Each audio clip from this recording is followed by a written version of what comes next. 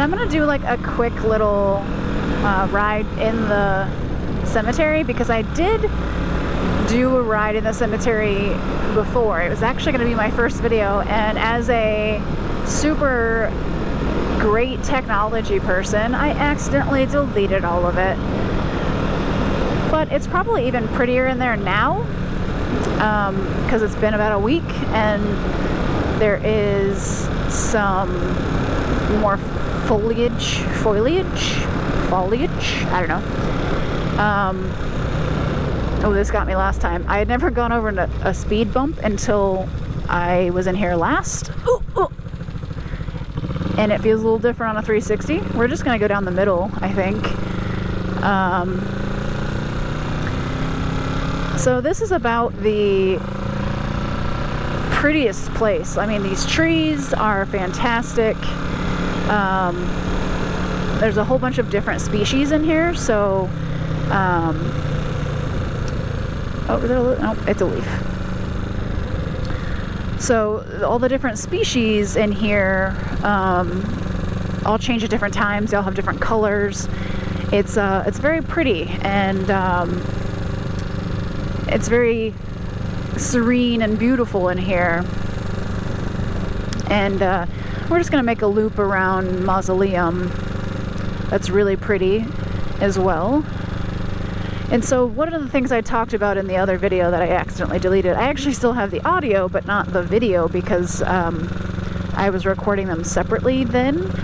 But I was talking about how I really like to shoot photography in cemeteries because it's really pretty. The families spend a lot of money to make the gravestones look nice, you know? So I like being able to... Oh, that's a lot of gravel. Be able to look at all of the really pretty buildings, which I hope you're all seeing. Like this building right here, that's beautiful. That is some family built that beautiful mausoleum, and in the Victorian times, you would actually go on a picnic to visit your family, and going to a cemetery was like going to a park. They weren't meant to just be these sad places that you would go. So while there's a lot of people who believe in ghosts and the afterlife and that sort of thing, and that are afraid of cemeteries or think that it's a super solemn thing, it didn't used to be that way, and lots of people would go and visit their family's gravesite as a leisure time activity. That would be something that you would do with your family every Sunday. Go to the park, go to the cemetery that was the park, and have lunch, have your little blanket out on the gravestone. I mean, when I'm shooting in a cemetery, I always make sure to be very respectful, not standing on, you know, the gravestones. I typically don't actually shoot where these headstones are. I typically go where the mausoleums are, and those are a little bit more of a durable surface, I guess you could say. I haven't been in this section, and I didn't realize it was so gravelly right here. But the trees are my favorite part. I mean, they're beautiful, and they're never going to get cut down unless they become a danger to themselves or the, headstones around them, because they're not building anything on this land. Oh, this was the worst section right here. And there are just really cool sections of the cemetery. There's roads in different levels of completion. I'm not really sure what that's about. But I also like to look at the different styles. This probably sounds weird, but the styles of the headstones really fascinate me. That there would be people who decide, I want something super super plain or something super ornate. And it doesn't always have to do with how well off the family is. Oh, there's some bat boxes. It doesn't always have to do with that. Like, that's a very plain but very large monument. It's probably the wrong term, but I've heard that called an obelisk. But I'm probably calling it the wrong thing. That's a beautiful tree. The only problem with the trees is now it's fall, and so the leaves are falling on the ground. So leaves plus gravel plus kind of going slow, and lots of turns. There are lots of twisty turnies in here. I wanted to go. Oh. It's kind of a good place to practice riding, honestly, because it's a very road-like environment, but there aren't a lot of people typically. So I hadn't ridden in here prior to trying to film the other video, but I thought about it at the time as being something that would be good to ride on. I think I want to go, I want to go this direction, not on this road, but here we are.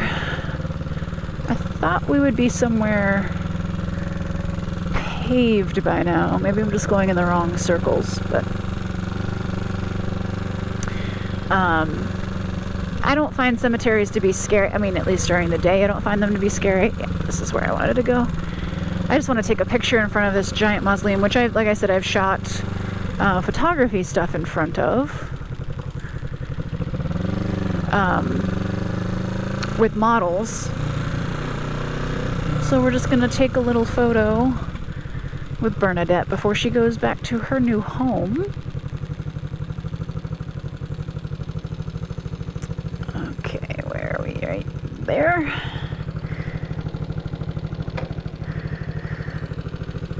All right. It's beautiful today. Beautiful bike, beautiful day. We're going to take a little photo. I don't know who C.H. Hayden is. I don't know if it's just him or her in there. There's a lot of not knows about this particular one. Oops. That's not what I thought I was showing. There we go. Nope. That's not what I wanted to show either. There's a little Bernadette. And then we want to do...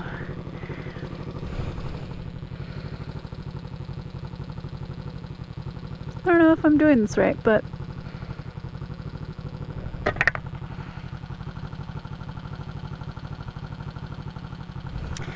it's hard to smile because my helmet smushes my cheeks in, and then my face is too weak. I didn't really want to unzip my jacket. I'm not sure why I did that.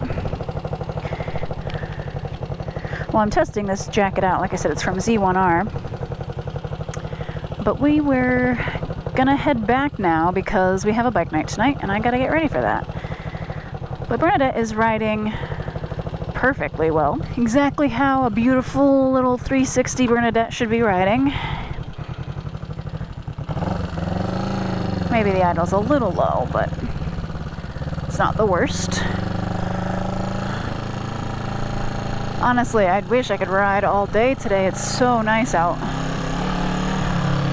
Probably not the best road to pick for the gravel. I'm not really sure what these little steps mean. I don't know if they were meant to be to get up the hill or if they were meant for sitting. Oh, we got our helmet up. There we go. There's actually more people here than I would have expected on a Friday at, I don't know, 4 o'clock. But yeah, it's super nice in here. The weather today is beautiful. One of the things I'm not really sure about this whole YouTube thing is whether I have anything interesting to say. I recently was talking with I'm not even sure if it's legit to say fellow YouTuber, but another person who's a YouTuber who's definitely way more established, like way more established than me,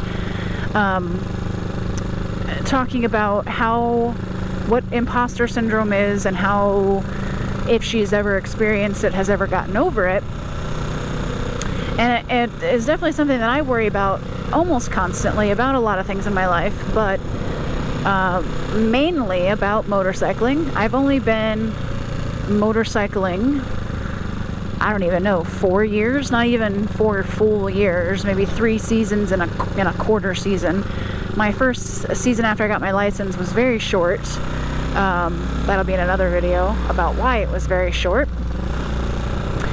But yeah, so it was very short, and I'm glad I continued after that, but I'll explain what that means in another video. But it was essentially something that for I think a lot of people would have been a game changer, season ender type of situation.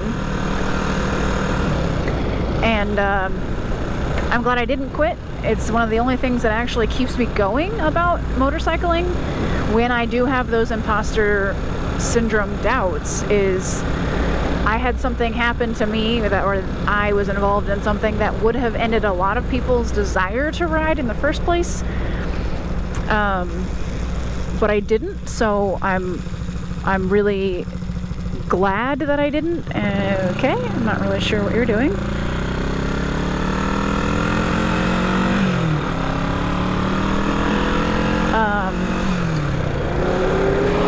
But I have only been riding for 3 full seasons and a quarter, I guess. And I might even be counting that wrong. I might be 2 whole seasons and a quarter. I'm actually not sure.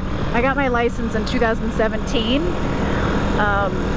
The end of the season 2017. Oh, that truck was harsh. And took the class again in the spring of 2018 and got my license. And I wish I still had that license because I had a gnarly sunburn that day from the class. And looked like I had razor burn on my face.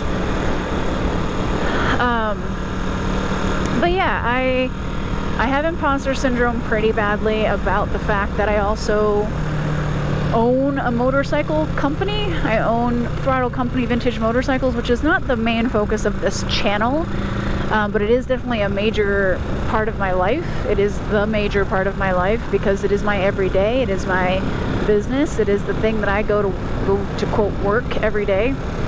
And so I know a lot of YouTubers have a day job, or maybe they don't. Maybe being a YouTuber is their job. I'm not necessarily trying to make YouTubing my job. But I want to make a lot of different kinds of videos. A lot of videos about riding and my experiences and reviewing different bikes. I really wanted to get a video of me riding Bernadette because she was my first bike, and I don't know that I'll be able to get a whole lot more since she's probably going to get picked up tomorrow by her new owner. But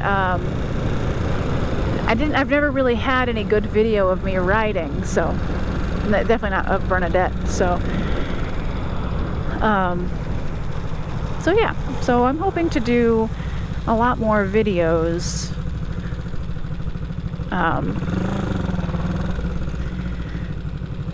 on different bikes that we have in the shop, and about so like I said before, I sold Bernadette so that I could buy a bigger bike, but I have not bought one yet, and I don't have any idea what I want to get.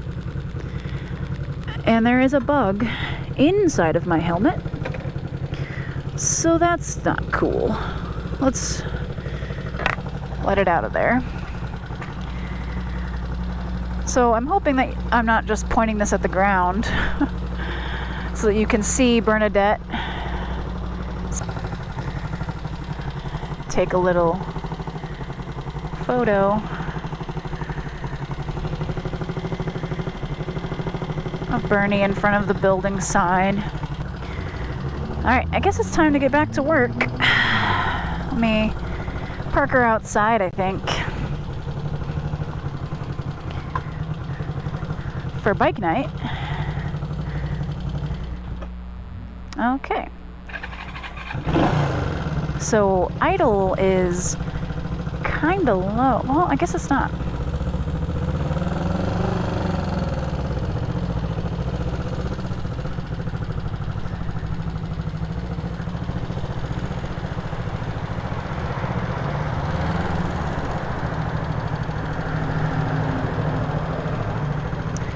We're parked.